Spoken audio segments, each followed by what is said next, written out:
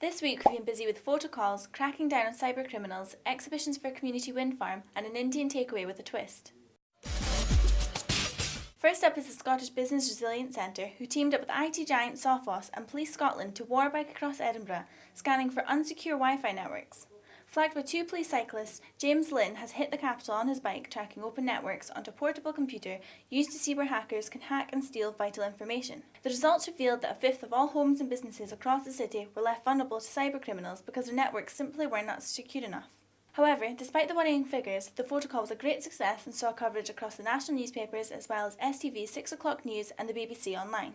Now, on to renewable energy with exhibitions for a proposed wind farm in Dumfries and Galloway, which will reveal plans for a unique community partnership. Banks Renewables will hold the exhibitions as part of its plans for the proposed Knockandurrock wind farm, detailing the partnership which could secure up to £6.5 million for the local community over the lifetime of the site.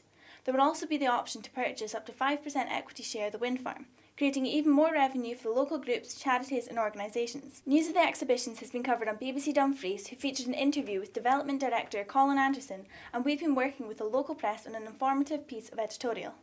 And finally, onto an award-winning Indian restaurant who have been turning up the heat during this year's Edinburgh Festival.